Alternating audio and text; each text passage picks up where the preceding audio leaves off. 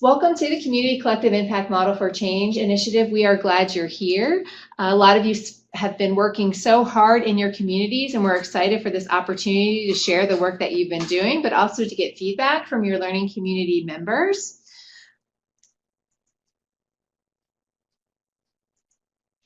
We will start with some updates in a time of sharing.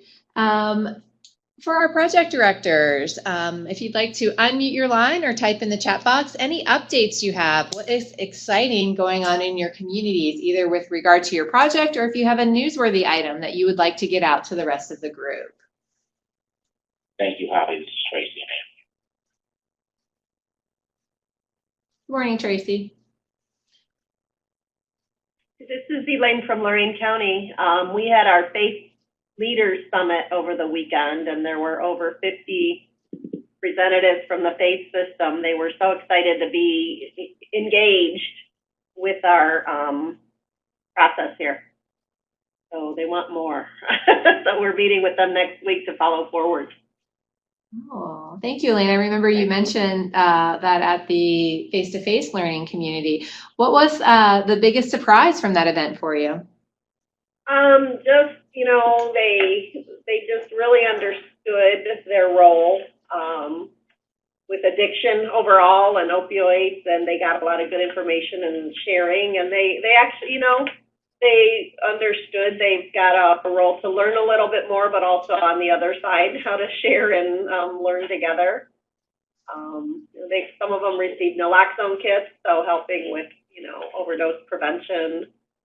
But also sharing what they can do to help with access to recovery. So some of our strategic goals, they've got an important role with that. Thank you. Thank you for sharing. See a few other people who are typing. Does anyone have any questions for Elaine about the event?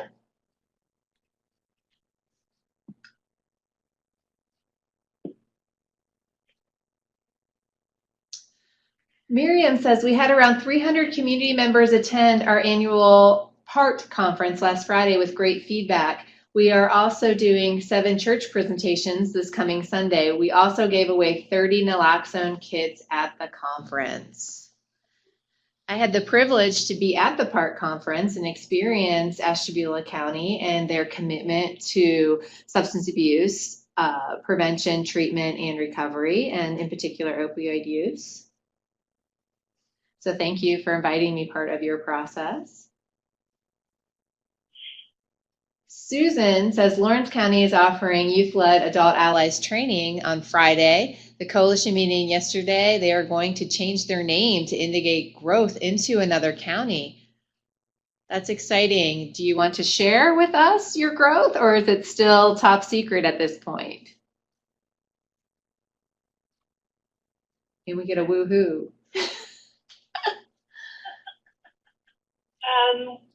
On our name? Yes. Is that what you asked? Yes. Oh, I'm sorry. We're talking about River Hills Prevention Coalition, because the counties that we can expand into, especially Scioto, we all have the river and we all have hills. So currently, a lot of our activities are basic activities. In Ironton, it's actually in a center called River Hills, but anyway, we were Ironton on the move, so we feel like a name change is going to show the growth of prevention, education, and so forth in other counties. Well, that's exciting, and it shows the need to be flexible and follow those emergent ideas and activities when they come, right? Yes, you were. Yes, you're correct. Any other points of pride or sharing or events coming up that our project directors would like to share?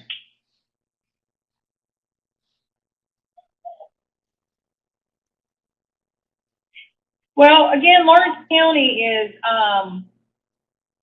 really collaborating more with Lawrence County Recovery Coalition, and I had spoken with a technical assistant group with it about it, I don't know, a few weeks ago. So things are really smoothing out, and we're kind of meshing a little bit in regard really to this project, and CCIM4C, we're finally getting them to realize that there's no reason to have two strategic plans in the county. Congratulations. That's a huge win, particularly in collaboration, and really it speaks to the collective in the word collective impact. Yes.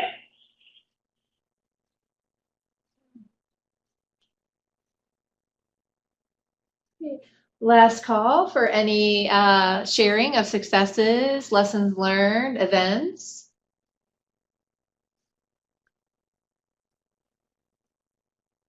All right, just a reminder to mute your audio so we don't get any feedback. Ohio Moss is next on the list. Molly and Valerie, do you have any updates you'd like to share?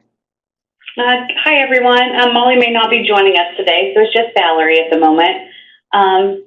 Be on the lookout for potential implementation dollars that could be coming out from our carryover request that was recently approved. So we're working on some pieces on our end. So there may be another opportunity for additional funding to begin implementing your completed plans. There will also be other opportunities on a larger scale for PACS tools and other evidence-based curricula training that will be coming out as well. And that's all the updates I have for now.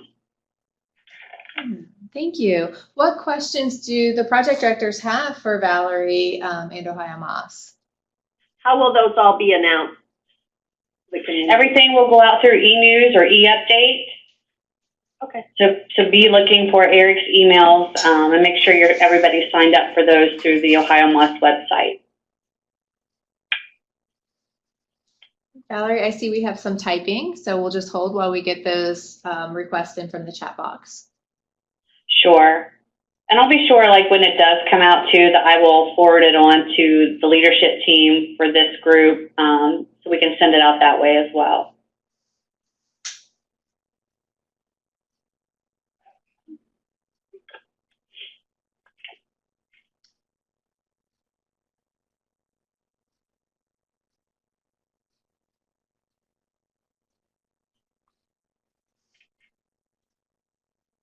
I saw that Ashtabula was typing.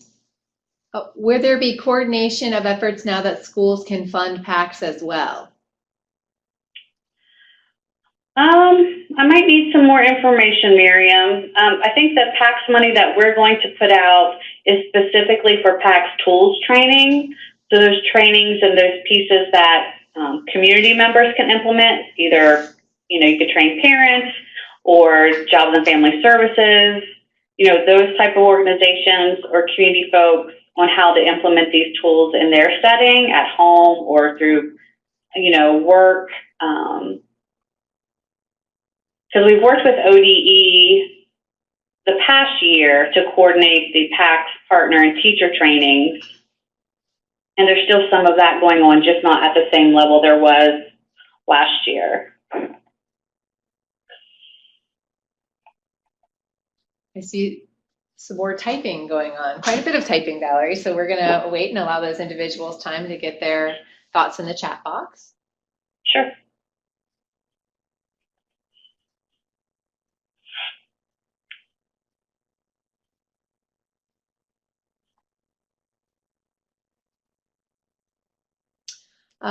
Miriam says, okay, great. We're looking forward to the tools training. We have just heard that schools can use some of their new funding for PACS.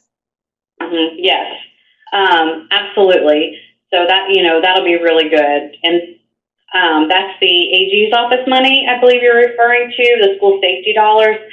And we worked with them to ensure that PACS was one of the items that we really showed that schools could utilize those funds for.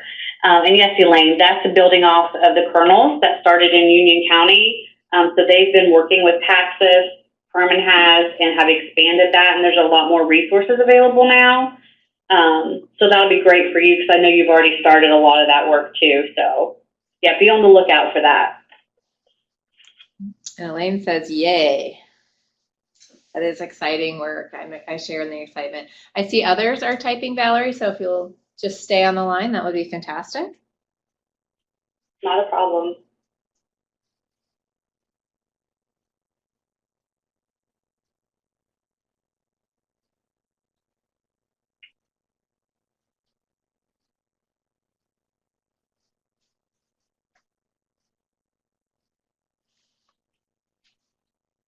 We haven't quite decided if the tools training will be regional. My guess is that it will be, so as many folks can get access to it as possible.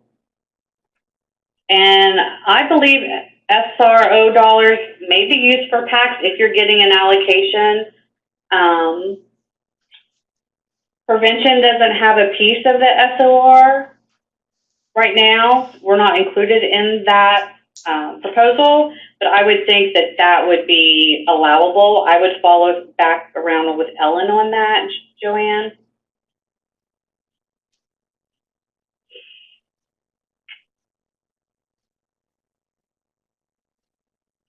State opioid response grant. That replaced the name of the cures this fiscal year for the Fed. So they rolled cures up under SOR, and each state received a large sum of money, again, to address the opioid issues in our state. Sorry for all the acronyms.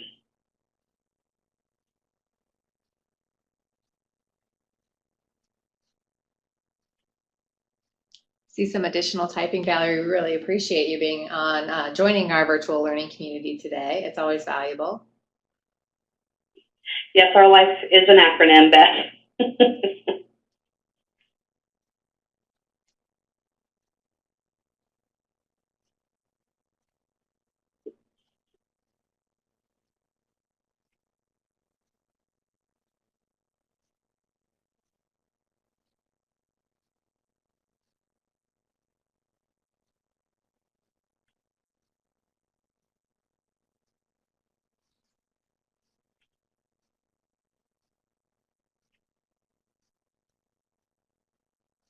Kylie says, thank you. As a public health entity, I'm not familiar with the Ohio Moss lingo. Yeah, and maybe what we'll do is we'll share, we have an acronym list, Kylie. Maybe we'll get that out to everybody. That's a very good point. We actually have one of our students in the room here today, and she's new to our team this year. And so she's getting a little bit of the acronym soup as well. Yeah, we have one. I'll make sure it's up to date, and we'll get that out to everybody.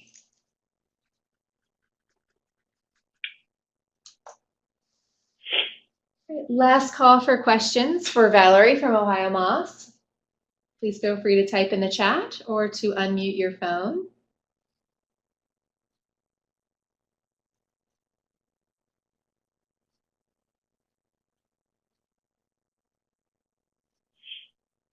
Okay. Now we have some updates and time of sharing from any of our training and technical assistance team. So are there any updates from Prevention Institute or the Ohio University or PIRE teams at this point?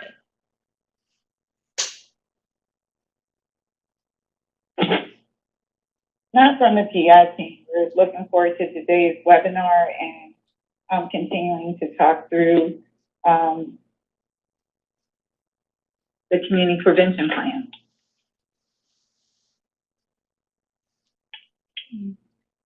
Thank you. All right. It's okay with everyone. We'll move forward. Today we have several learning objectives, and these are also printed on your agenda. And this helps you with a little bit of background and knowledge of what our goals are for this virtual learning community. We're very excited to talk about how our work is extending and growing, because we're actually about a year in. It's kind of strange, we're in year 2, but we've had our very first meeting last October. So, take some time right now just to take a deep breath and reflect how far you have come as a project director and how far your community has come in 12 months.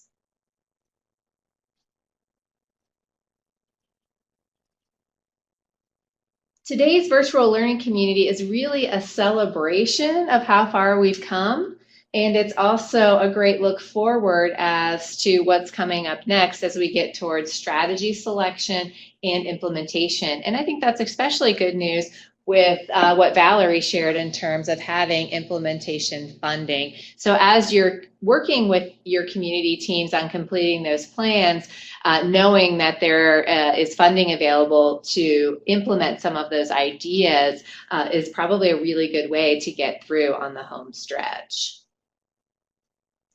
Before I move on, what questions do we have on the learning objectives for today?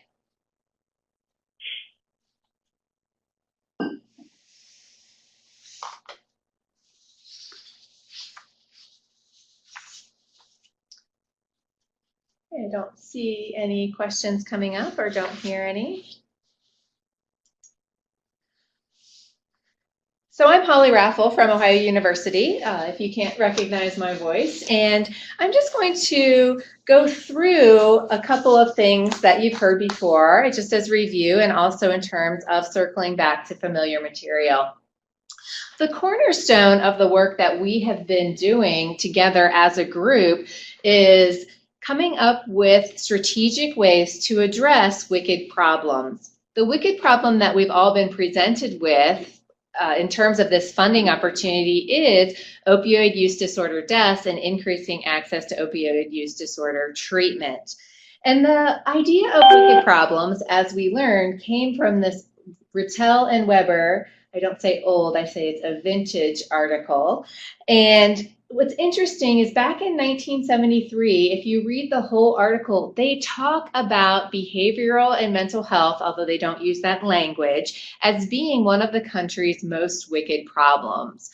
And so it's interesting that that was a wicked problem that was being dealt with back then, and it's still one that we're addressing now. But we also learned that wicked problems are unique because they may never have a solution. They just have points where things improve in communities and get better. At our last face-to-face meeting, we discussed 3 of the specific properties of wicked problems that Rittel and Weber came up with, and the one I'd like to return to today is the one that's in red on the slide. And it says, the existence of a discrepancy representing a wicked problem can be explained in numerous ways. The choice of the explanation determines the nature of the problem's resolution. This property of wicked problems speaks to the need that we must frame the problem. If you haven't put your computer and your audio on mute, could you please do so? We're getting a little feedback, so I'm going to pause while everyone does a mute check.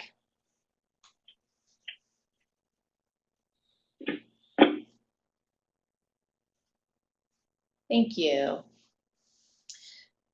So sometimes it feels like when we are coming up with a solution to the wicked, or when we're coming up to potential solutions to wicked problems, that it seems like we're cheating a bit, right? Because we're looking at solutions at the same time we're assessing need. But the importance is framing that wicked problem into something that's manageable. And this next slide is one that you've seen pretty much since day one. We have the wicked problem down in the arrow, which is reducing opioid use disorder deaths and increasing access to opioid use disorder treatment. How we chose as a training technical assistance team to frame the issue is in terms of prevention, and we have supply reduction, demand reduction, harm reduction, in this case it's death prevention or naloxone, treatment recovery, and then also by looking at that BHAG, which was in quotes, knowing that we have to have a term for BHAG, but that sort of underlying structure that is working at reducing deaths and increasing access to treatment, because we also talked about that property that wicked problems sort of begat wicked problems. And in doing so, the framing of the wicked problem of opioid use disorder then allows us some clarity, because we have buckets that we can sort of dump our thinking into.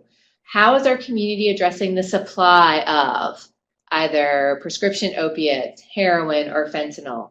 How are we as a community looking at reducing that demand, so making people not need to seek out opioids? How are we as a community looking at harm reduction? We know that people are dying in our communities. How are we addressing that? And of course, treatment is a big part of that solution. Are we looking at access to treatment, the number of treatment providers, the number of providers that are utilizing medication-assisted treatment? Where does that fit into our community solutions? And then, of course, there's recovery supports. We know that recovery is something that needs to be a focus on in our communities if we are ever going to move past substance use. So when you look at 1 through 5, those are clear-cut, related absolutely directly. We see a solid line to our wicked problem of reducing opioid use disorder deaths. The BHAG was sort of that kind of important but maybe dotted line, because the BHAG contributes to our opioid problem, but it could also contribute to other health issues in our community, such as maybe depression or suicide, or, depending on what the BHAG is that your community has chosen. So when you choose to frame your wicked problem into something more manageable, it provides a mechanism for your community to move forward in a strategic way. What we asked you to do in between the face-to-face learning community and this virtual learning community is to frame your BHAG. Some of you have social isolation or lack of connectedness. Some of you have increasing student success and adult education. Some of you have chosen recovery housing. And what we're doing is we're hoping that you can see that this way of understanding the properties of wicked problems and then how to break down wicked problems strategically can be used for any wicked problem, right? And so while we were able to provide that structure for you based upon the research that was out there, based upon the fact that we had to get this project up and running pretty quickly, we were able to create our buckets for opioid use disorder deaths. And then we're taking this 6th component, the BHAG, and we ask you as communities to break that down as well. For many of you, the act of breaking down your BHAG means that your BHAG is no longer called the BHAG. You've given it a name, and that's exciting. We heard that a lot of you say, you know what, we don't want to call it a BHAG, we got to call it something else. That is exactly what we hope that you do. We have people who kind of sort of give nicknames of their, unborn children, or, if they're waiting for an animal, from the breeder, they, give it a nickname because they want to wait until they see that child or see that new pet before they name it.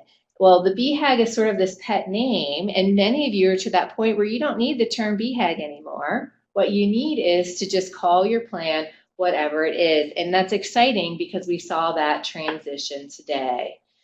So again, what we're hoping for today is to really focus on that property of wicked problem, that the choice of how we explain it, and when we explain our BHAG, whatever it may be, in these buckets, it helps us get to some type of resolution or making that situation better for our community because it makes it more manageable. And that's our goal for today. So before we get into our time of sharing and we share each other's, I'm going to pause. Does anybody have any questions about what we've been working on or how it relates, or any feedback? You can unmute your line or type in the chat.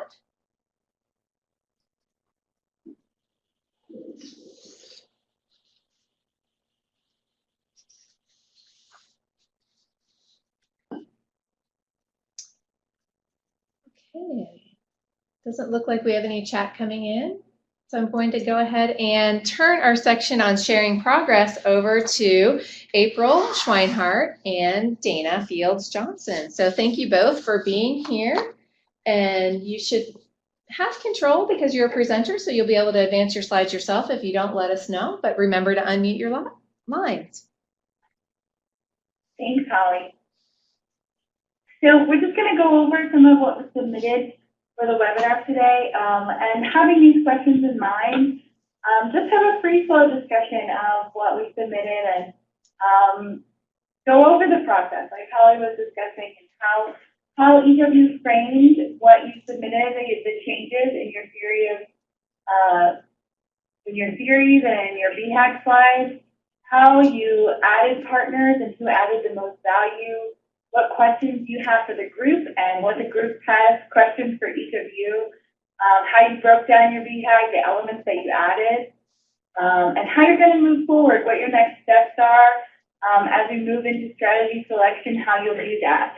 And you know, we put these in an order, but so don't get mad at me when we start talking about the fact that you have to go first. But we really appreciate that you guys did submit your work today. So thank you very much. And so I'm going to go ahead and jump right in with Lexington County. We appreciate you guys. Thank you. I just wanted to get started with how you guys have really submitted some great partners here. And, you know, you have some great conditions, goals in each of your areas and goals for your BHAG that, you know, you submitted a really nice theory of change that we were able to work with. And I was wondering how having concrete goals in each of your defined areas might help you see, at this point, you know, as Holly mentioned, we're a year in, might help you see how we'll be able to decrease opioid deaths and increase access to treatment. So since you have these defined goals, each of the 5 areas as well as the BHAG area, can you see how that would lead to your overall goal of decreasing opioid-related deaths and increasing MAC?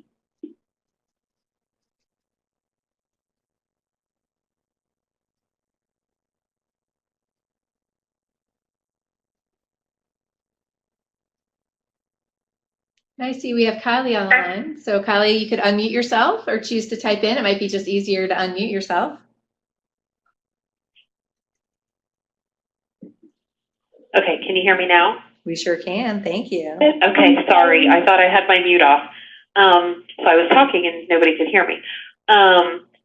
So we developed the 5 subgroups that were like demand reduction and all of those, and they actually made those goals looking at data and going through the process. Those groups have been working since May. So we've established those goals for those groups. The BHAG goal that we have went with is education and literacy. After long conversations, we're going to call it more education because we feel like people aren't going to really understand the connection between literacy and the opioid issue. So we're calling it more education. And that goal came straight from our community health improvement plan. And so, yeah, that's how we got that goal. Yeah, that's great. How does it feel to finally have a name for your BHAG? That's exciting, right? It is well, exciting. I named it for you, but how does it feel for you? Put it in your words. Yeah. It was pretty exciting. We've had some issues with, is that really our BHAG? Is that really what we want to call it? So we had some issues with, do we call it literacy? Do we call it education? We wanted to make sure that the community and our partners were able to make that connection. So that kind of took some conversation, but we're there and we're moving forward. So, and our education / literacy summit is coming up Thursday. So that will be interesting to see what comes out of that. Hi, Kylie. Can I jump in, April? This is Dana. Yeah. Hi, Kylie. How are you? I just wanted to say I was really excited by what you submitted. I thought it was great that you guys tied your goal to an existing plan, which is something that I think we've encouraged all along. And I love that you're tying it to your county health improvement plan and goals that have already been identified through that. And part of that is that I think it'll make it easier for your coalition, your work group to track the data and outcomes. And it seems like you'll have a lot of support from your partners in engaged in the community, in the county health improvement plan. The other thing I really liked about what you submitted, specifically related to your BHAG or community prevention plan is, and I thought you had really strong defined elements, and the diverse group of partners and partnerships that you have there, I think are really gonna support you there. Just a couple things, and thank you for kind of talking about how and who came up with your element. Another strong thing you had is you define your population of focus. You're really kind of focused on the equity aspects of this, really narrowing down to your vulnerable population. So I love that that's a stated piece of your goal here. And I just wanted to, I'm glad you talked about already kind of redefining those, that it's not just literacy, that the larger goal is really about education, because I was going to ask you about that. And one thought I had when I looked at yours is that literacy is probably just one of your elements, like, and you could probably combine health literacy, financial literacy, however or whatever comprises eradicating illiteracy. So your 1, 2, and 3. I might encourage you to think about those as kind of one of the elements of how you accomplish your stated goal. And, you have another one here, number 5, your youth mentoring and support. That might be one of your larger buckets or elements, or one of the larger ways you see, really getting at the problem and achieving the goal you've identified.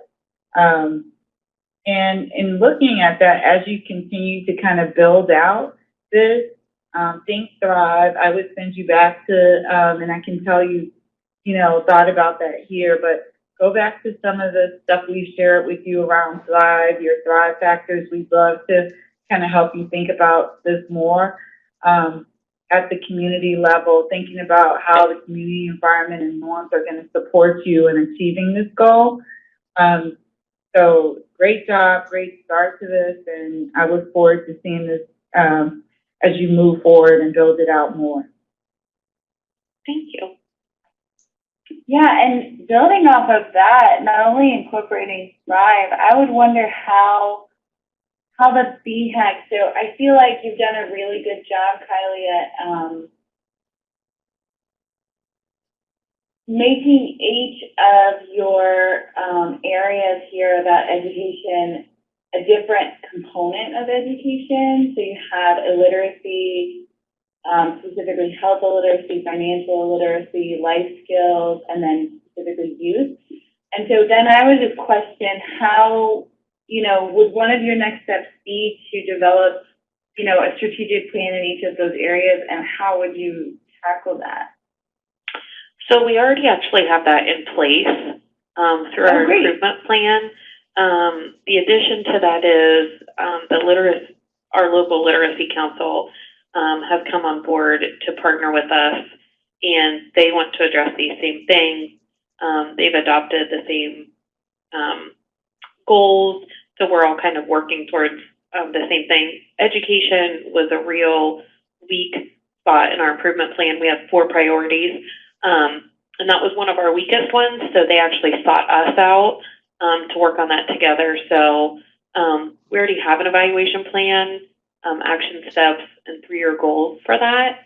So those will all be captured in that evaluation plan, and we look at that quarterly and publish that yearly.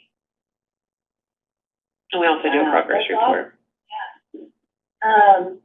So then, if you're planning for each of these areas, can you see the connection between each of these specific 5 points and how they would lead back to the overall goals of this project of decreasing opioid deaths and increasing access to treatment? Yes, our core group sees the connection.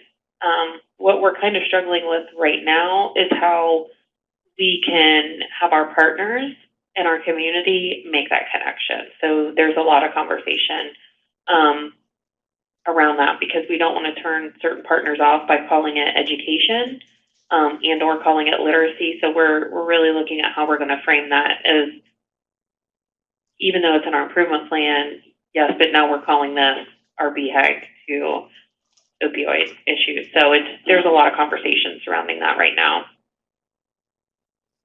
That's great. Any questions you want to pose to the group, or any questions the group has for Kylie?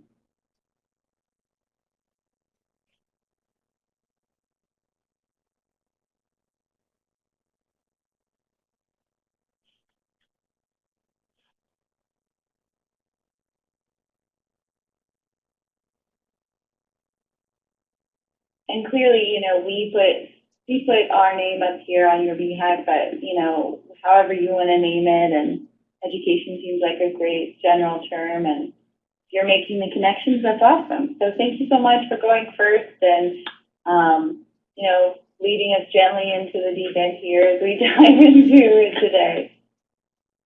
Thank you. So, moving on. Great job, Kylie, great start. Thank you. Next we have Lorraine County. Now we saw Wayne. We have, who do we have from Wayne? Judy and Joanna. Hi, Judy Yes. and Joanna. Thanks. Sorry, I was scanning. I wasn't doing a very good job. So I want to congratulate you. I think you guys had the longest list of partners that was submitted on a theory of change. So my question to start off today with you guys is, how did you bring so many people to the table, and what was the value add? You know, who do you think's been the most valuable partner, and how did you bring so many people in? Hi, this is Judy, and I wanted to just kind of go back a step, because we started with an existing opiate task force that had started before, so we had been working on partners for some time, so that kind of evolved. And in the beginning, the two key partners were ourselves and United Way, because they had focused on collective impact in general. So, but all the other partners, of course, were coming to the table and in that. So it's probably, we had a head start. That was the real answer.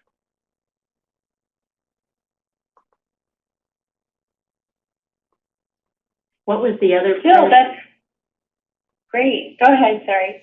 What was the other part of that question you wanted? All the partners? So what's been the biggest, let's say over the last year, what's been the biggest value add in terms of partnerships and bringing people to the table? I think, two things. One is when we started needing resources, we actually, some of the partners started focusing on grants, like we got a QRT grant with 2 or 3 partners, and then we've got the CCIM4C grant. And then we got a CJ grant. So it's been not only partners at the table for meetings, but partners robustly coming together. The other biggie, which does relate to the BHAG, is that this last year, I can't remember exactly when it started, but almost kind of in this process, the trauma network started to form. So we had a trauma and resiliency network that was forming kind of separately from this, but many of the same partners realizing the depth of issues that lead into opiate use disorder and other problems in the community. So I think simultaneously that forming and having lots of partners at kind of two simultaneous collaborative tables started to make us pay attention to that too.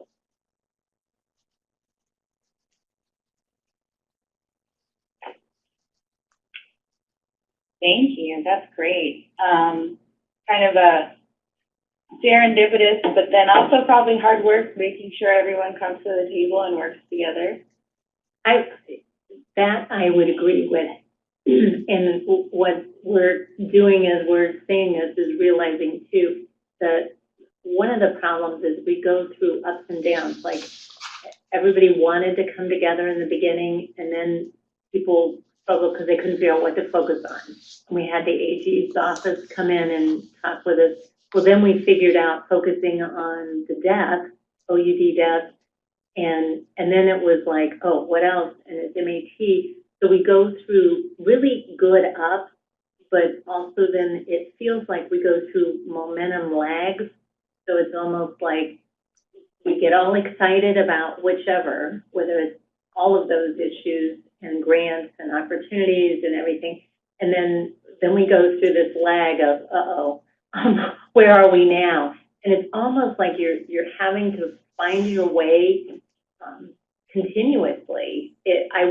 I believed at some point in this process, like after we had the strategic planning last year, I thought, oh, it'll just boost and we'll soar.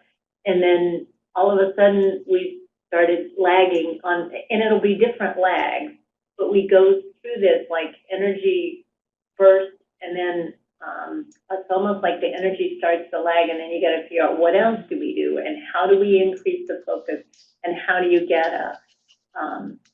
a group, a coalition to take on this piece or that piece. And even the committees go through ups and downs. We'll have one committee just zooming along, and then they'll take a lag. And so I think momentum is probably our biggest ongoing struggle. And I would add to that, I think that one of the assets that we have as a county is that we're a very civic-minded county. And so there are a lot of different areas where our involved citizenry can focus their energy. So as we're noting that fortunately our OUD deaths have decreased and the frequency of overdoses have decreased, I think that people are trending towards other civic opportunities, whether it be capital development or other programming. So I think that's a challenge too, because we have so many people who want to be involved, but they want to focus their efforts on an area that they feel is most in need. And I suspect that because we're trending favorably with our efforts, people may be slightly shifting their focus to more kind of high urgency areas. And this is Dana, and hi, Joanna and Judy. Was that you, Joanna? That was Joanna. Hi, Dana. Hey, how are you? And I think we talked about this in the pre-session a bit, that, an opportunity to kind of address what you just said. And I think that's great that you acknowledge that asset around the community being really civic-minded, wanting to gather to make positive change and address these issues. In looking at your BHAG, you talk about increasing local understanding of trauma. And in my mind, kind of how I adjusted that a bit is that, it's really about trauma reduction. And what we talked about in the pre-session, and I think might help answer what you just were talking about as being a challenge, is, really working with the community, working with your work group and partners to define trauma, right? To come up with what you're defining as trauma, and really helping people to see. So what you talk about here about increasing local understanding of trauma, I think is really important.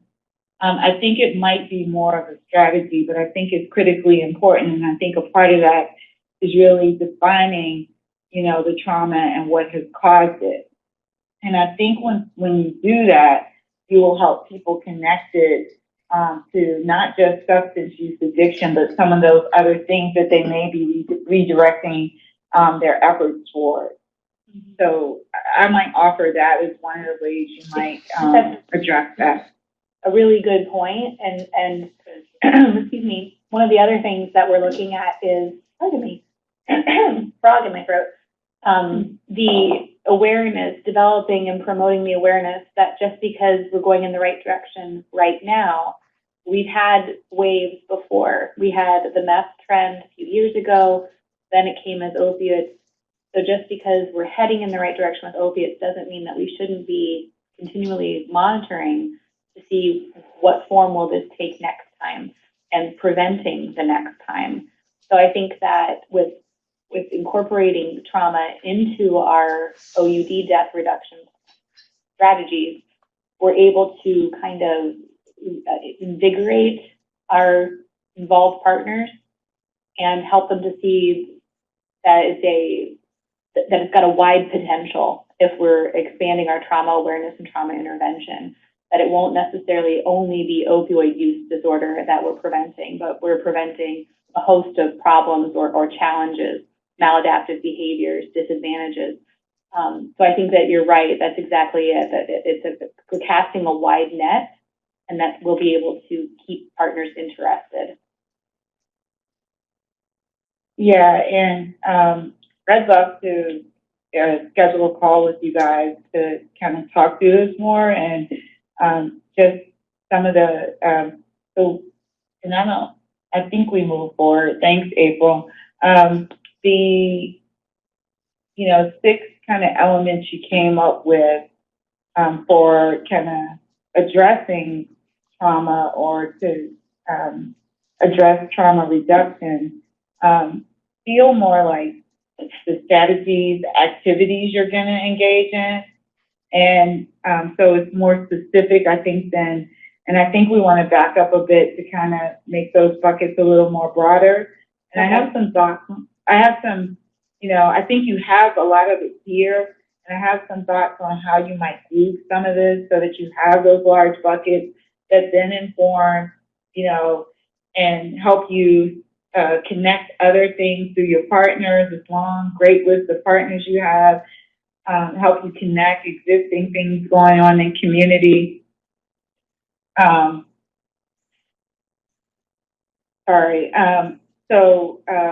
So for instance, I think your trauma education and identification is one of the buckets.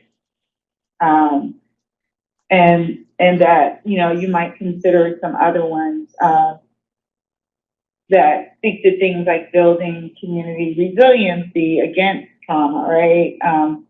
And some others. So I'd love to schedule a call with you to help see what you already have and how we might use those things to come up with your elements. Okay, Good. thank you. Yeah, I actually think You're welcome. that what you've done here, Judy and Joanna, is just a kind of different way of approaching UDI. You've identified something really, really specific and taken steps to get to a goal. So you've identified a goal statement and taken steps to get to it, which is a fine way to approach it. Kind of, Dana, what you're talking about is more of what Muskingum did, I think, right? Yes. Yeah. And it's fine okay, too. it's okay, like you're suggesting, April, to kind of back into it that way, but let's group them and figure out what those larger buckets are, because I think it's also a way of making sure you don't miss some of the opportunities and things that are going on, and to connect those to this, because that might be also another way that your partners see themselves more reflected in them. Okay. It might be worth I think. for the other people listening in that we do have the Wayne Trauma and Resiliency Network, and this is kind of a co-project between our executive committee of our opiate task force and the Trauma and Resiliency Network. So our mapping is informed by our collaboration with them. Just to throw that out there, that it's not necessarily our direction, but it's a collaborative effort. And that's great. That's the perfect world. I'm glad that all of this is aligned and connecting. So I understand, like, it's something you need to take back, and it's an ongoing discussion with both groups. That's excellent. Good, good. And I think that discussion would help us, because as we did go through this, you know, you go, is this it or is that it? So we were kind of going back and forth of, are we in the right space, or is this extra? When we did our mapping, what was it called? Our networking map, or whatever it was we did 2 months ago, it was really helpful that there was a sample given, because that helped affirm that we were on the right path. And for this one, I remember saying, I really wish we had an example because I'm not sure we're doing this correctly. So You didn't get it wrong, and we had a couple other folks also say an example would have helped. So that's, you know, one. I think I could offer you some additional questions that could help you go back and help the group think about it. And we'd love to do that on the call. Thank you. Thank you. And this is Holly, and I just want to stress that this is new territory for everybody, right? And so we all have learning, and it depends on which way your community sees it. And so I think that's the purpose of having these calls, is to share examples. And so we thank all of you who shared your work and put it forward for discussion on this call. And finally, this is Tracy. I just want to say I clearly understand you all in playing that since trauma task force owns this, it's sort of like a delicate dance that you're playing.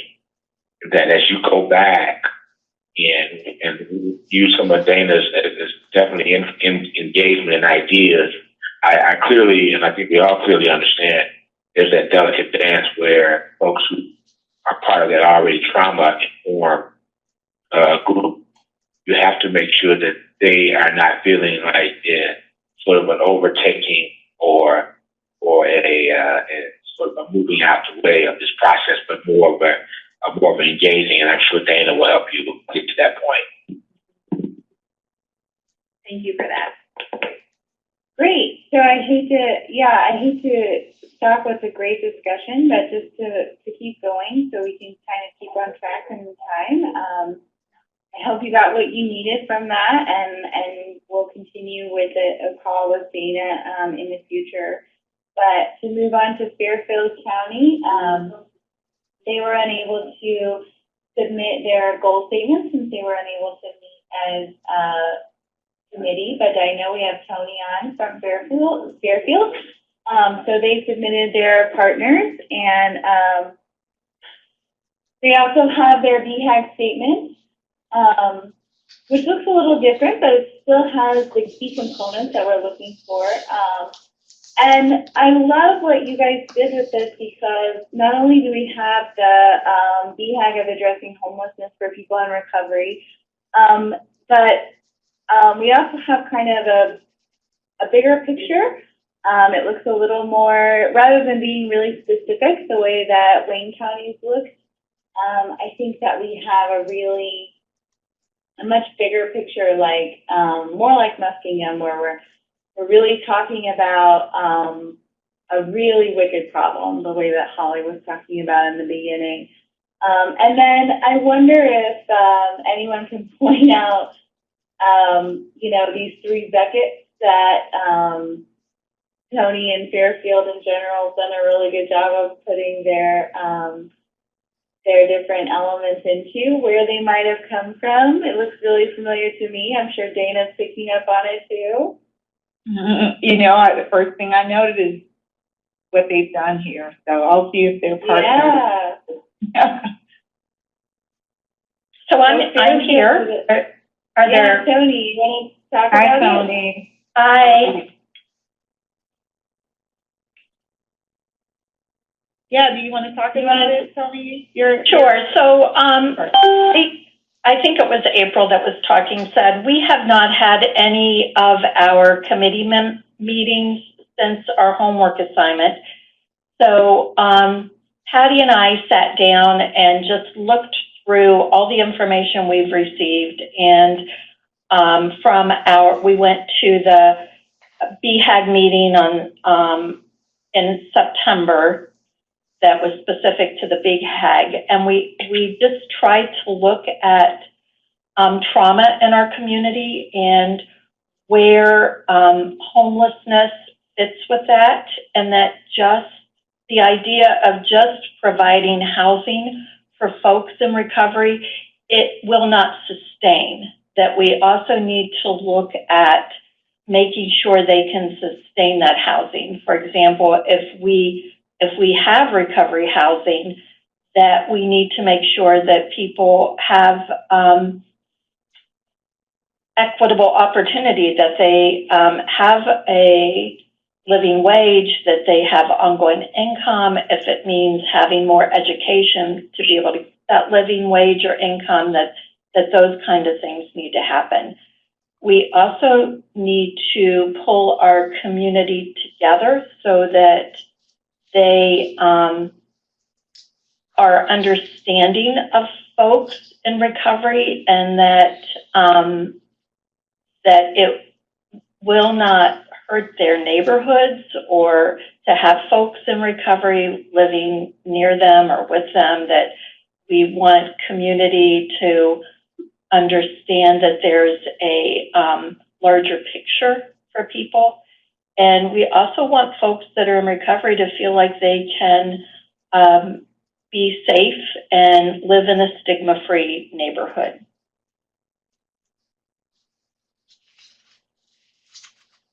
Hi, Tony. This is Dana. I really liked how you guys started this out and broke it down using the Thrive clusters.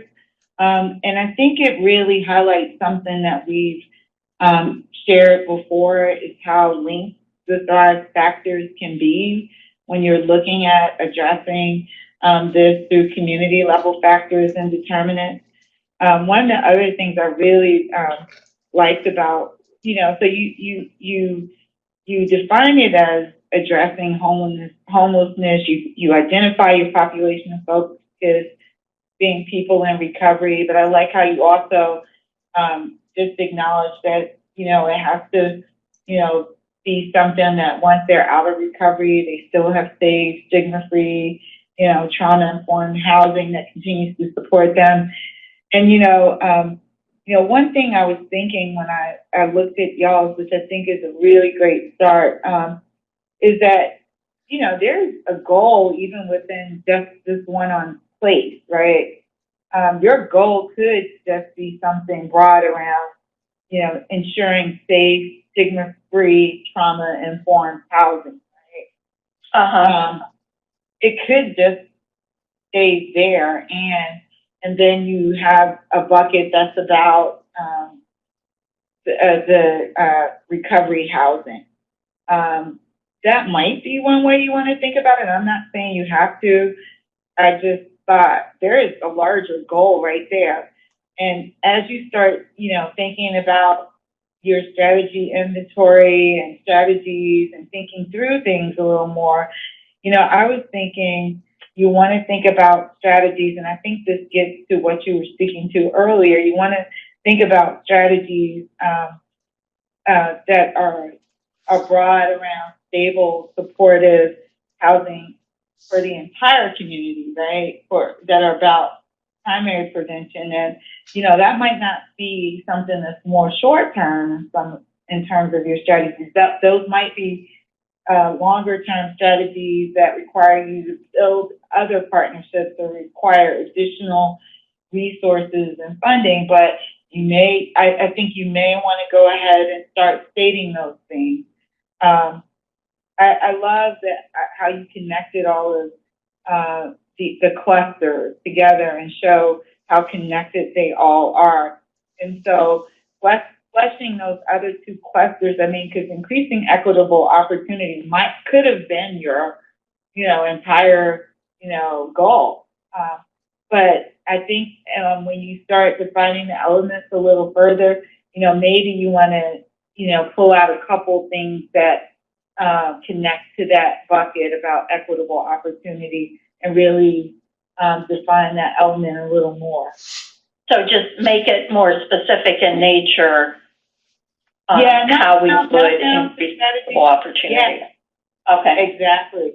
And how that connects to creating that safe, stigma-free housing that you talked about, and that's gonna, support people in recovery, but also the broader community.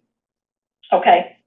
One of the other elements I thought, so when you start, again, is this the goal? Safe, stigma-free, trauma-informed housing? Maybe. If it is, how are you, I think one of the things that might help you think about your elements is, how are you creating the strong social networks you talked about that are important to that? So how are you creating social connectedness and belonging? You talked about stigma-free. So how are you creating that stigma reduction? And I want to acknowledge my colleague Sheila, who's also on the phone, and would love for Sheila to jump in and share any thoughts she might have on this as well. I don't want to dominate. No, you're doing a great job. But I also think that this is a really good example about how putting the positives forward, like really articulating what you want. You want to increase adequate living wage and strong social networks and increasing safety in housing and having the recreation and arts and cultural expression. Those elevating the narratives around positive norms and positive community factors push back against stigma. So, you're really addressing a wicked issue by elevating what you want for the whole community. So I just wanted to kind of highlight that because I think that really helps you continue to motivate the whole community around addressing these difficult issues. Yeah, and I think that's great, Sheila. Thank you for pointing that out. I think the positive, that's all also about building resiliency. And I think for me, when I looked at it, I thought this is where you see some of your strategies really, where you'll find a lot of your strategies and solutions. Thank you. No, I think this is great. I love how you started this, Tony. You and your coalition. Yes, and so we'll be working on it to get some more specific information in there, but thank you very much for your input. And Great, thank you. We can offer anything else. Love to have a call with you if there's anything else we can help think through or offer guidance on. Great, thanks. Yeah, and I don't mean to rush you, Tony, at all. Just trying to, again, stick to the agenda here, since we still have 4 people to get to in the next 25 minutes. So moving on to Lawrence County, I know we have at least one person from Lawrence who's on the phone. If you could unmute yourself from Lawrence. Yeah, Molly and Susan. Susan and Molly and Susan. Hi, Molly and Susan. Hi. If you don't mind, I was going to jump straight to this slide, if that's okay with you all. I know that Susan, you and I chatted, and then sorry? I said it's history already. I know you and I chatted, and I know you had a really long conversation with Dana. Do you want to talk about how maybe the slide has changed since your conversation with Dana? Sure. Well, our goal has been tweaked. Can you hear me okay? Yeah, I can hear you. Hear me great. Okay? Okay, so our goal now is to decrease social isolation and increase and promote community connectedness through parks utilization or park utilization. Okay, so you got more specific in your goal, which makes sense since your steps are really specific. So it's a little more like Wayne County where you have really specific steps, and so you made your goal more specific. Am I hearing you correctly there? Well, we made our goal more specific, but we changed our items in our buckets as well. I think maybe talk about that. The first feedback that we got was, you have a timeline. Well, okay, well, tell me, what is an element? So between April and Dana, our buckets are action. So for like number 1, we've got things we're saying now that we want to enhance park access and to provide resources for people. So everything is in action now instead of just a timeline. So number two is sort of what it says already, but also to get buy-in from our stakeholders and those that would make improvements to a park. So it could be a municipality or county developers or civic or service organization. So we're still going to engage child-serving agencies, healthcare institutions, youth services to increase support and partnership, but we also want to get buy-in to actually make an improvement in some of our parks.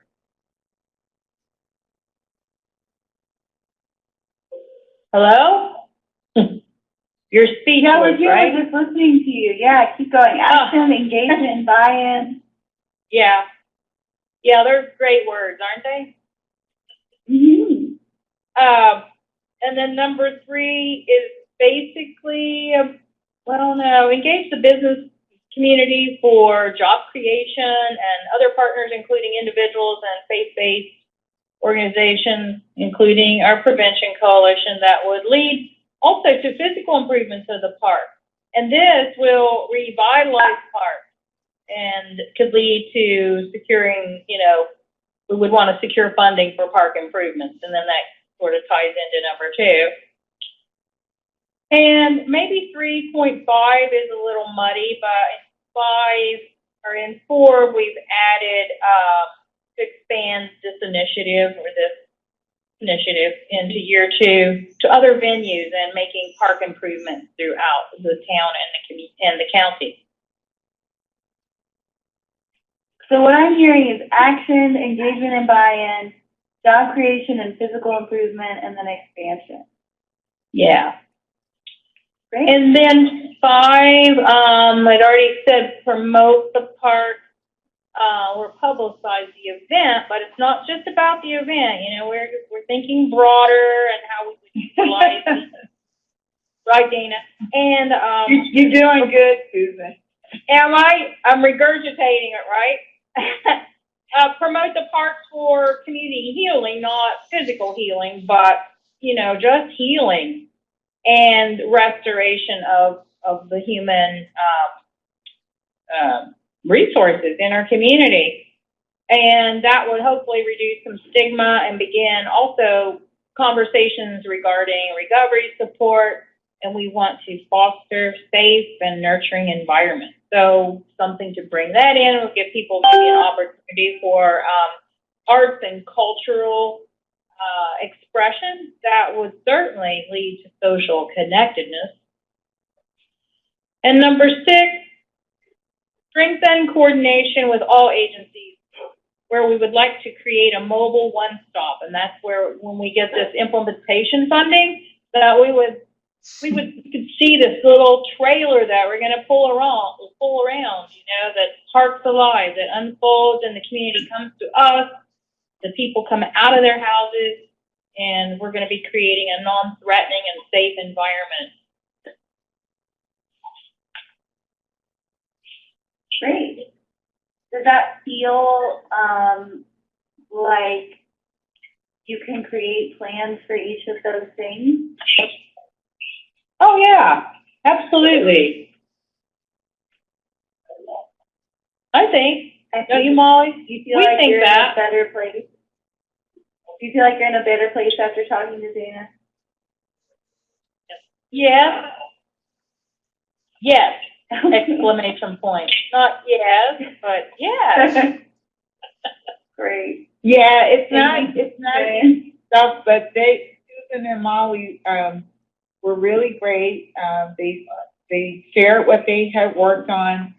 They asked questions, and then I asked them a lot of questions. I mean, really, this is not about us telling you guys, what the answers are, but more helping you think through the elements of what you're trying to accomplish. Many of you already have it, like Susan and Molly. And a lot of it was just kind of grouping and thinking through, why Parks Alive is an initiative. It's not a one-time event. When I talked to them, Even though, like, when they talked about it, I wasn't sure, so I was able to ask.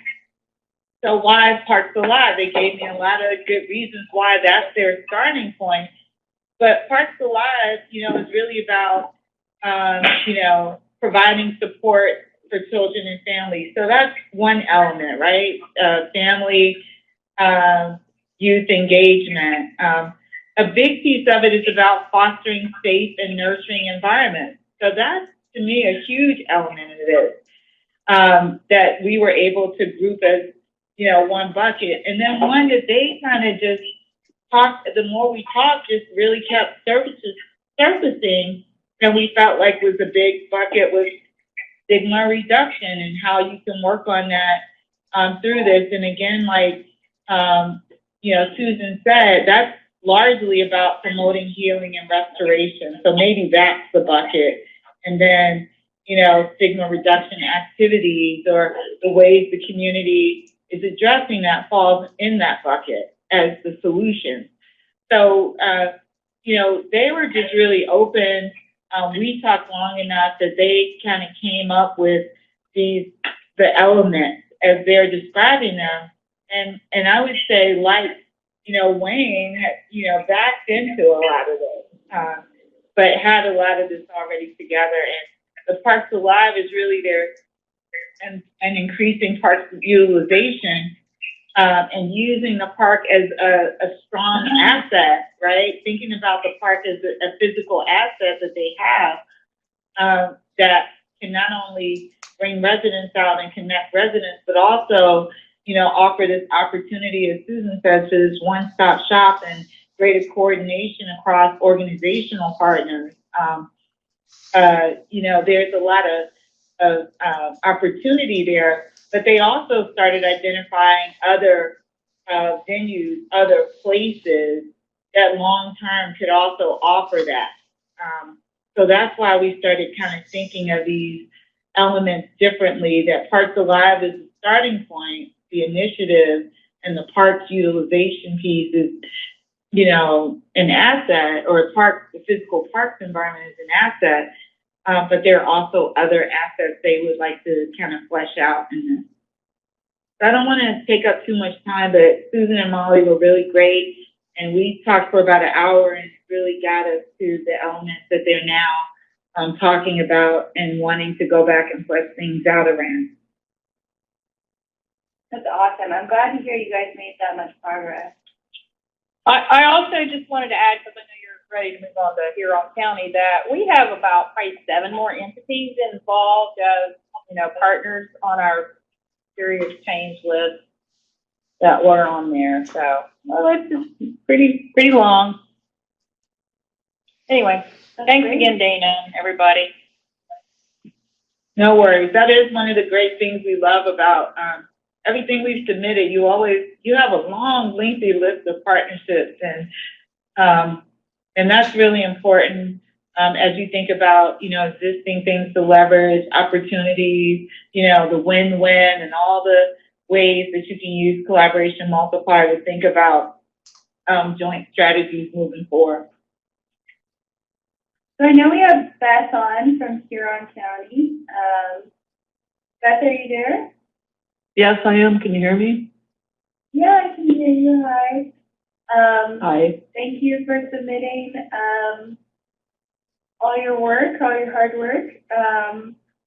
I'm going to take a moment to pause and hear, actually, before we move on to your other BHAG work. Can I say something quickly? I have another meeting.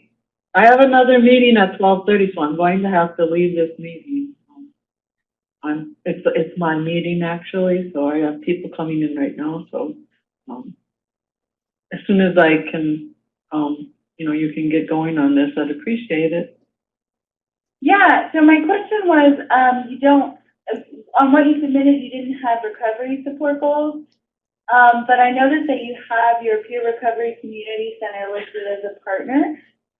So I was wondering if they've helped you have any support in coming up with your recovery goals. Okay, the reason that happened is because the Peer Recovery Center just got open this year. We actually started funding them, for the first time this fiscal year.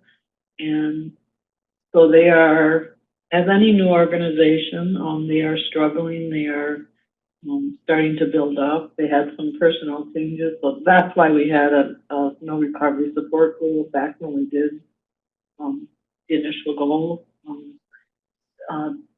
So that could be added eventually. Yeah, and then, you know, since I know you have to leave, moving on to your VHAG, I wanted to just ask, you know, you have it kind of framed both ways as both a positive and a negative. So you have on your VHAG goal to increase the resiliency of youth.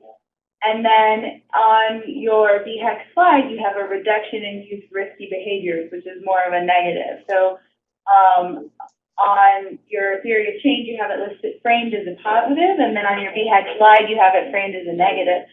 And I was wondering if, you know, that kind of flip, how that affects when you're talking to your partners and talking in your coalition, and that framing, how you think if it's better to frame it positive or negative, or how you talk about it and how you talk about it in the coalition. If you have, you know, just 5 more minutes before your other meeting. That was just actually oversight on my part when I typed that. We try to keep things positive. We always try to, especially for the terminology, we want to increase healthy behaviors rather than reduce risky behaviors. So when we talk in our meetings, and I haven't had a meeting on this, didn't have time between, you know, when this came out. So definitely that should say increase in youth healthy behaviors rather than reduction.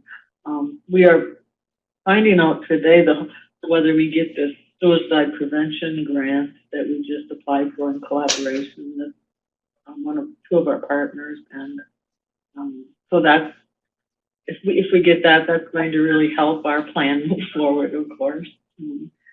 And specifically in Willard High School, we had 2 suicides this past year, and so there's a need for additional support, and we wanted to start in just that one school system to see if this would work with our proposed idea, and you know, then expanded across the county if possible.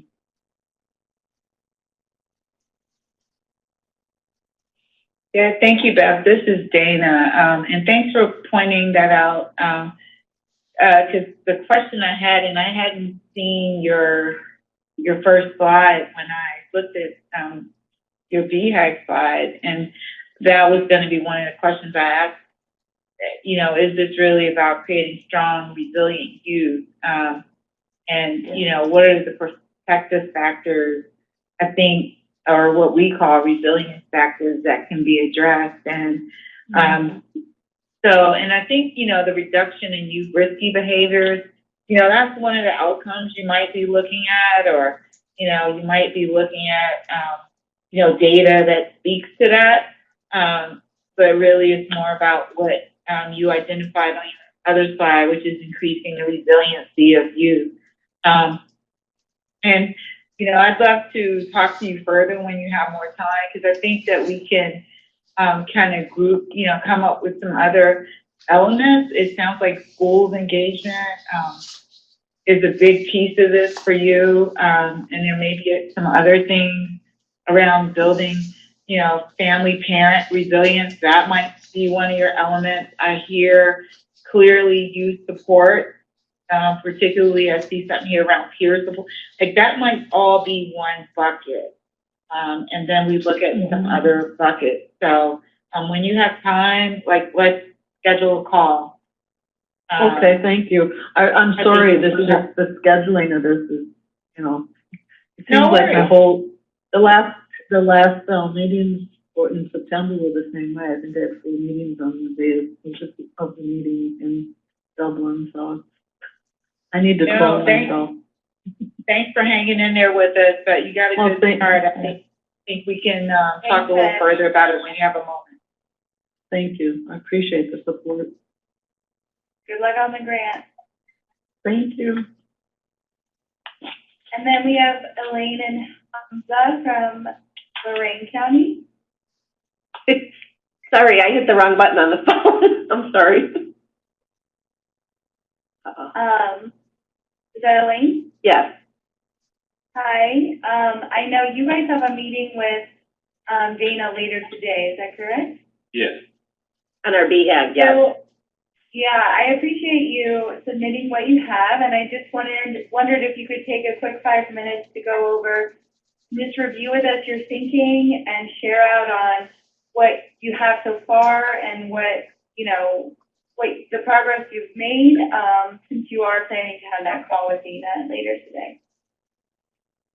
So, yeah, and we apologize. Our time just got out of us for putting the goals on. We do have goals for all of the other strategies, and so we could forward them related to this. We spent time since our face-to-face and this really looking at that coalition multiplier of really getting the right, folks together and trying to land that way.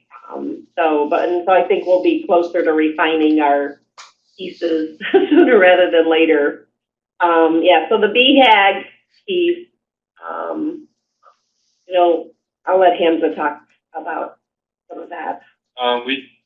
We're very close with finalizing the BHAG, just trying to focus in a little more on the root causes and the causal factors to make sure it is connected, and then move on from there to more strategies.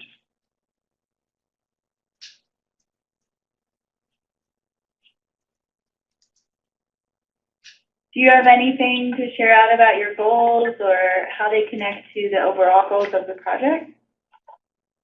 Our goals on the BHAG or on the conditions? Yeah, any of it. Okay. So, we'll start the recovery supports. We're really honing into kind of the affordable housing for people in recovery and overall addressing the stigma through some of this because, again, it kind of comes and goes as the root causes in different ways.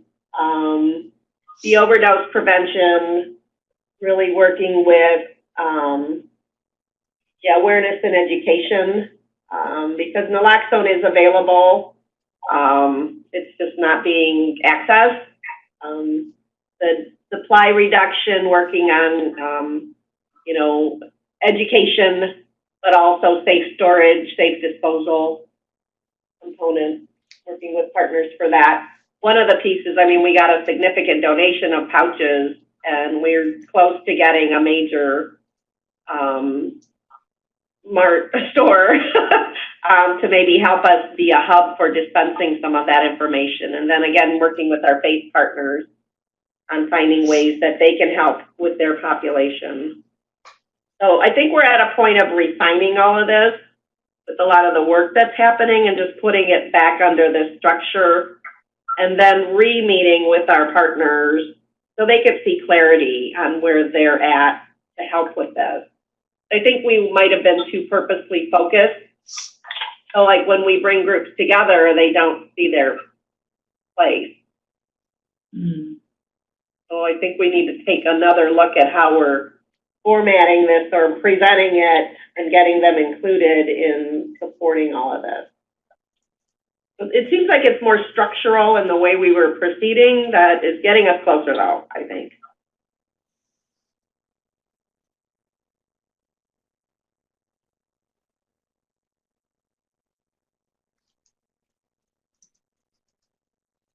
Great, thank you. I'm sure Dana will have a lot to discuss later today. And then last but of course not least is Clark County. Amanda, are you still there holding on with us? Yes, and Tracy should be here too. Great. I'm here. So, similarly, you have also selected social connectedness. And I was wondering if, you kind of have, you know, a sense of a flow chart here. So you've identified a lack of social connectedness. You know, people are experiencing emotional pain leads to self-medication, so people are overdosing and dying due to opioid misuse and self-medication. So you've connected that lack of social connectedness to opioid misuse via this flow chart. And I wonder if you could kind of walk us through your thinking of using how you came up with this and why you chose to articulate it this way. Yeah. Yeah. Just talk about that a little. Sure. So we kind of like some of the other counties mentioned, we also weren't really sure how to interpret the concept of an element. And so we interpreted it as the contributing factors. So these are basically our contributing factors that we had in our strategic plan map. For a little background, we actually had identified our BHAG as our root cause of our demand reduction strategic plan map. And then we were told, oh, this is a really good BHAG. So we have work to do on our demand reduction, but we felt like we've identified our BHAG. So we sort of, because we weren't exactly sure how to interpret that, we kind of utilized those, you know, the root cause and the causal factors as our elements, but kind of seeing the examples from the other counties, we can definitely flip this and approach it or kind of write it out more from that action-oriented or that positive lens or framework. But we'll just be honest, we were kind of up in the air about which option to do for the homework because we felt like we had identified our BHAG, but we really haven't broken it down much further than identifying what it is and having those data indicators that led us to that. So we definitely need to schedule a call with Dana and talk through it a little bit more, but that's kind of how we came to be with ours and why it looks different than the other ones or how other people interpreted it.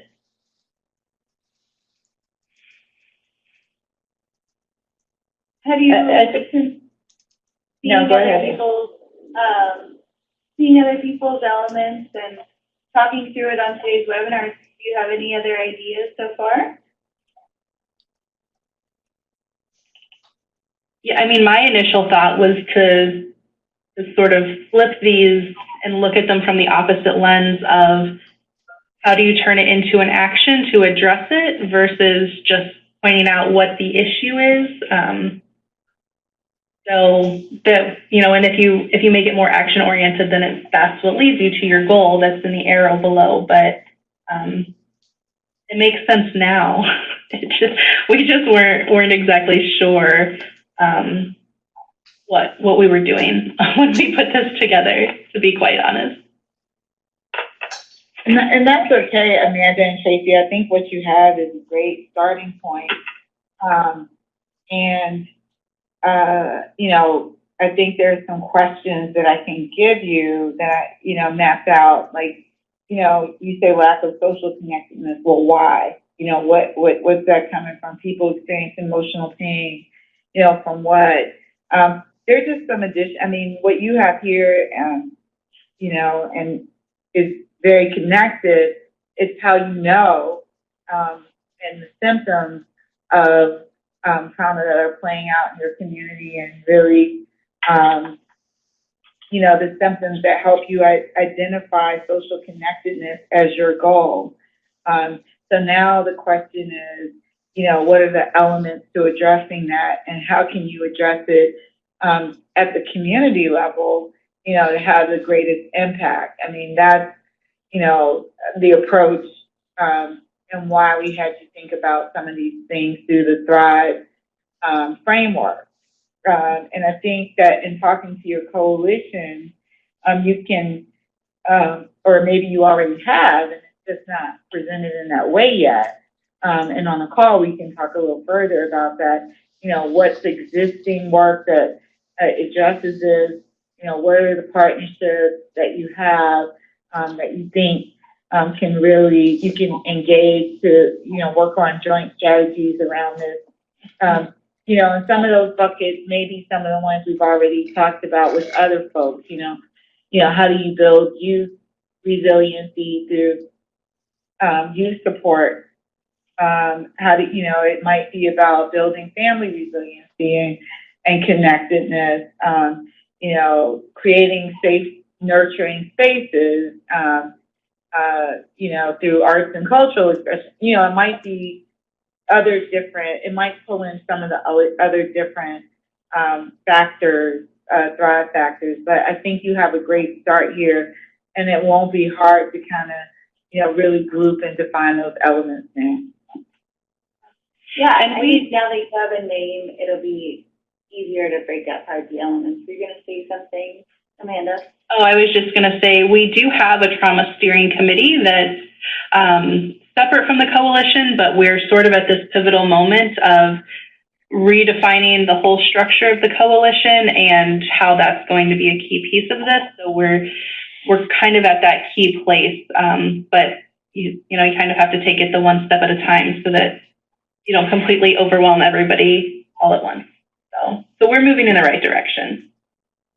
Definitely. Well, thank you all for sharing out on what you submitted today. Thank you very much. We enjoyed hearing from all of our communities. And I'm going to turn it over to Holly Rappel. And thank you very much, April and Dana, for leading us through this time of sharing the progress with our CCIM4C project directors. Leading a community-based process is a practice and not a destination. And it's something that if you need to mute your line, please make sure you take care of that. Or mute your computer. We have a lot of feedback right now. Thank you. So leading a community-based process is a practice and not a destination. It's something that you have to, you know, get up every day and address those needs of the project and as you move forward. When we create these, quote, pre-work or homework, remember, we're not looking for final products here. It's looking for ways we can share and improve as a group. You all are trailblazing, and there are no models at this point. So being part of the pilot is sort of that blessing and a curse. And we appreciate all of you willing to step forward and be part of our learning journey together. Remember, John Dewey, that great educational philosopher who also gave us the Dewey Decimal System, says we don't learn from experience, but we learn from reflecting on our experiences. So what I'd like you to do is just think about today's experience and what you heard from all of the project directors in the conversation. And either note in the chat box or you can open up your line, what was valuable today for you in this virtual learning community? What was valuable for you?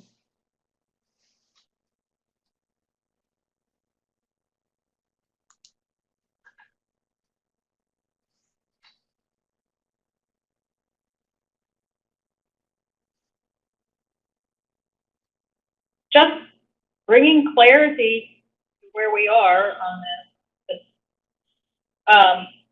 I have just one comment that I can think of right now is that when these assignments are made, I think some like definitions or examples of what you're looking for might help, unless searching is part of this assignment and this process. But after hearing what was going on with most of the other participants or counties, I think we were somewhat confused on what elements were in regards to this project. So going forward, maybe it would help a little bit just to give some brief explanations of what you're looking for.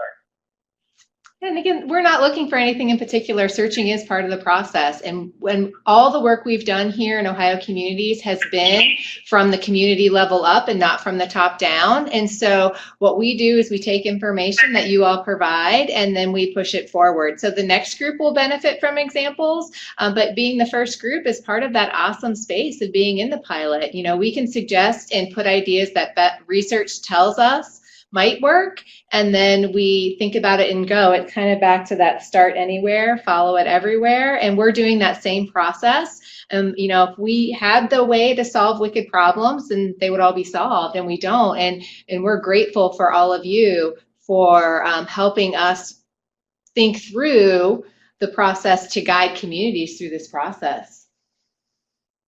Okay. Miriam says what was valuable for her was knowing that others also see an ebb and flow in their partner's participation. We are all looking for ways to keep everyone engaged in the process. True.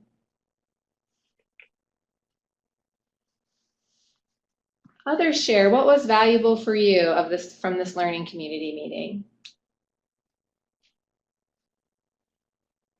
This is Judy. I wanted to make a comment that it helped me in the homework to go back to the draft theory of change that we had started with, and then bringing us forward, partly because we went through some big bumps there. We had partners change, we had leadership change, and it was kind of interesting because it felt like we were more disjointed than we were. So seeing it and then helping Joanna see where we'd been and where we were, and it was almost like an aha for me. I just went, oh, relief, that it's kind of making some sense now. So even though it was the foundation we did to get to this homework, but it was part of it. But for me, it helped to almost look back what you were saying about reflection of where we had started and drafted back in April or February, something like that. And then coming forward with it, that we really were in an okay place. So I'm trusting more that this part with the BHAG, that it'll evolve that way too, even though we're in the early stages of it. So I appreciated that. Thank you. Appreciate your feedback. Others would like to share what was valuable today for you. This is Elaine. I think just thinking on how to utilize the Thrive component with our BHAG is a unique, like, aha moment for me. And it makes sense that we've got to look at it that way.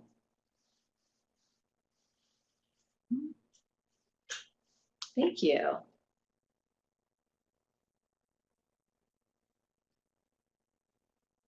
Any others would like to share what was valuable in today's learning community for them?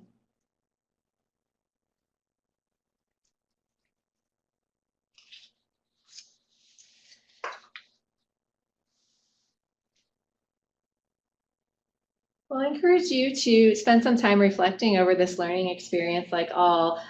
Tracy Johnson, I would like to invite him to share. And this is not a new model where we're asking you to do anything. This is a time for us to show our appreciation for the work that you're doing, but also talk to you a little bit about what research tells us about engaging in new processes. Thank you, Holly. I definitely appreciate it. Thank you all, first of all, for just getting this far with the project work that you've done. I mean, I came on a little later, but just watching and looking at where you came and how you started to where you are today, that was really an awesome task that you've done. This next slide that you see there talks about leading new initiatives like what we're doing here, Collective Impact. It's hard, as you all know, but it's also important work, because others, not only will you learn from it, but there will be excellent opportunities and examples for other future learning opportunities for other communities and for your own community at large. So I want to definitely thank you again for sharing some of those things that you've done so far today, listening to Dr. April and Dana, and sort of walk you all through as well. And hearing your aha moments today is always refreshing and always a good learning purpose for us as we do this. As you look at this slide here, and you notice at the very top the normal stages of change that look at normal problem identification and a solution process that we all go through. And we want to mobilize. Once we begin to mobilize ourselves and our community to discover what we've done and what's available. And then we begin to get to a deeper idea of what we can do to make some changes So then we look at really developing what changes will look like and what forward to deal with that concern that we've come across, and then actually begin to implement. And then ultimately, we want to sustain our efforts that have been successful. And I think that's a normal process that have been identified that we've used over time. But this year overall, it is a model that was developed in the UK, and that gives us a really good example. It was used for another purpose, but gives us a good example in any sort of community collective work that we do.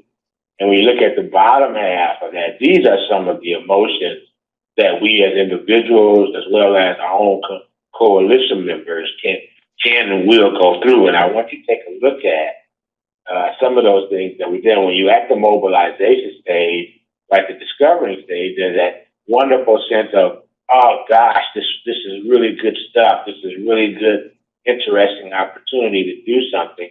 But as you begin to really get into the fruit of the work and starting discovering more detail, some of us may even say, this frustration is starting to take place, and there is so much to do.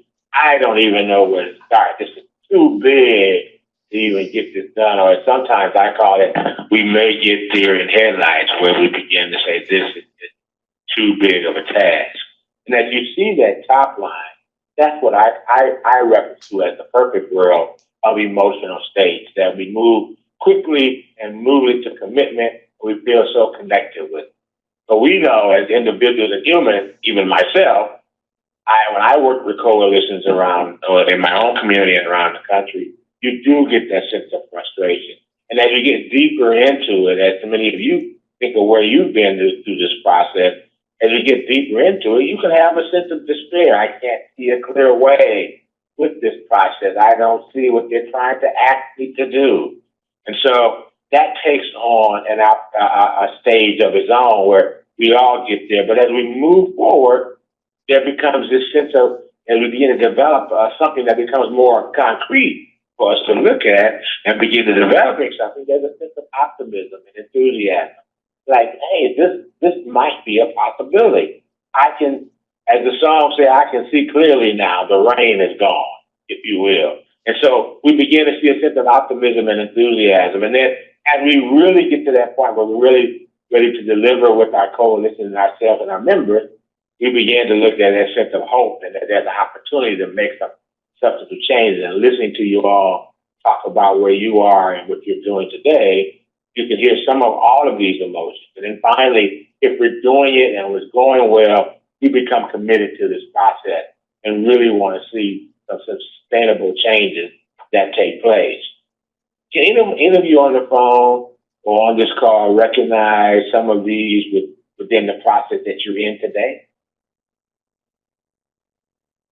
Anyone want to share that? This is Susan from Lawrence County.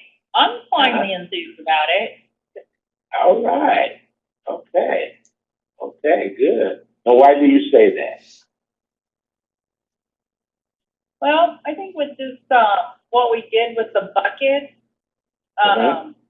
helped us identify exactly what it was that we were going to be doing beyond setting up that little Parks of Life. The real meat and potatoes that was going to be meaningful to meet our goal. Okay. Can you identify some of those other emotions that are listed there as well? You mean besides enthusiasm? Yeah, that may have happened before enthusiasm. Oh, before I got enthused about it? Yeah. Well, frustration. Yeah. So you did witness some of those. I don't know what the word, what I use to say, like inadequate. Okay. It's not a real emotion, right. but things like that. Right. Thank you for sharing. I appreciate it. Anyone else want to share? It's my pleasure. Go ahead. Go right ahead.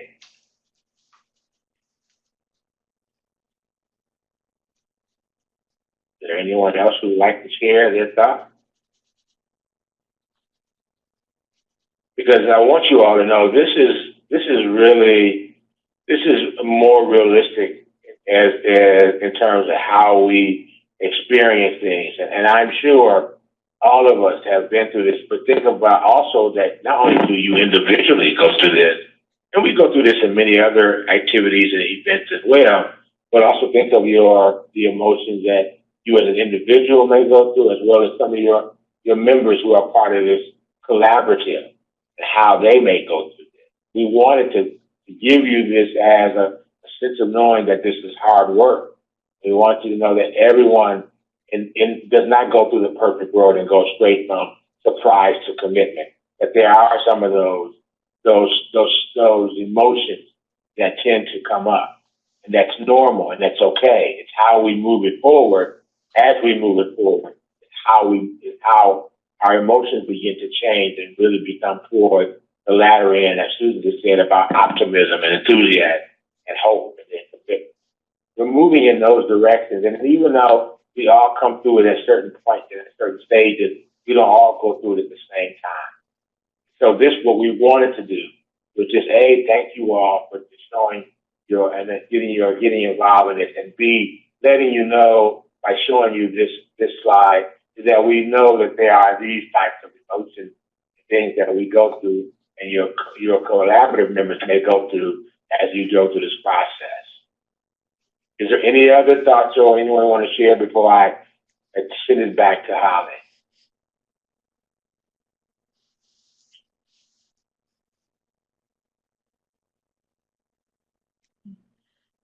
Thank you. Well, I do thank you all very much. Yes, thank you, Tracy. And hopefully this graphic helps normalize that feeling. And we've heard a lot of, you saying you needed to reach that tipping point. And that's true. Whenever we do lead change initiatives, that reaching that tipping point is crucial. And you may have to reach several tipping points, and that's okay for you to move forward. Just a few friendly reminders. We have our learning community schedule. You all should have this, but now you have it in your slides as well. Technical assistance requests. So if today or any other day motivated you to request technical assistance, that just refreshes you on our process. You had a handout on this, but you also have the link that's right in this PowerPoint. If that's something that you choose to do, we welcome those requests. We also had our on-demand webinar series. We've had 2 so far. We had a wonderful one done by the Mercy Hospital in Hamilton and Claremont counties. And then we had a second one done by Tracy on faith-based. We have one coming up tomorrow on youth-led prevention. We are finalizing the date and time about the deTerra project in Summit County, so we'll message that out to you. And then we have Laura Brinson from Northern Kentucky is going to talk about naloxone distribution and how they're evaluating that project in Northern Kentucky. So for the recordings, we're working on getting those up on the website. So if those days and times are not convenient for you, remember that we do have that collective impact website. So our concrete next steps, where do we come from here? With your wicked problem of opioid use disorder, we will move towards strategy selection. And to do that, to think about what strategies your community will use, we have a tool for you, a needs and resource assessment in terms of the strategies that are already being done in your community. So you can look at opportunities and avoid duplication, and also look at those gaps that need to be filled. So we'll put out those tools, and we'll ask you to, again, do that pre-work before coming to our next face-to-face meeting. And that pre-work is just designed for you to work through the next steps in the issue to get you towards a finalized strategic plan. With your BHAG, name it. It's time for us to graduate from the term BHAG so you all can own that plan within your communities. And then what we'll ask you to do is refine your approach. So for those of you who haven't quite gotten to doing your PowerPoint slide, you can get that done. And for those of you who might want to make some revisions after today or after some technical assistance, you will feel free to do that. Again, our tools and guidance will be coming out soon as we move forward in this process. Right now, I'd like to turn it over to Valerie for any final parting thoughts here today. Thanks, Holly. And again, thanks everybody for being on the webinar today. I always find it very valuable to hear just how much progress you all have been making. It's really exciting to see the progression in your communities. When we started this project in the planning period, before anything even went out, we were very strategic about funding more communities. And, it may not seem like it's a whole lot of money, but part of that's intentional, because not only are you receiving that funding for your time and to create space to do this work and participate in all of the offerings, there's the whole training and technical assistance and evaluation piece that everybody's also getting really at no cost to you and your communities. So I encourage you to take advantage of every opportunity that is given, continue your hard work, and be on the lookout for that implementation funding application. And one thing I didn't mention earlier is that we will also be offering another round of funding for communities to participate in a mini version of this project as well. So if you have colleagues in other communities or other boards that you want to encourage, to go through a similar version of this process, it'll just be shorter because of the unfortunate time frame we'll be on since there's carryover dollars. We encourage you to support us in that as well, and that should be coming out shortly. So again, thank you for everything that you're doing in your communities, and it's greatly appreciated by all of us here. Thank you, Valerie. I see some typing. Leanne says, thank you for the opportunity. We have about 1 minute left, so if you have any questions or comments, now's the time to do it.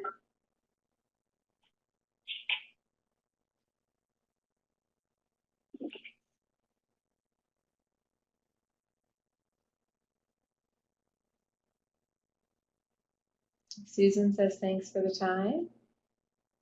Well, I think we've reached our destination of 1 o'clock, and we appreciate all of you. So have a wonderful day and look for some guidance, and we'll see you next month for our face-to-face meeting.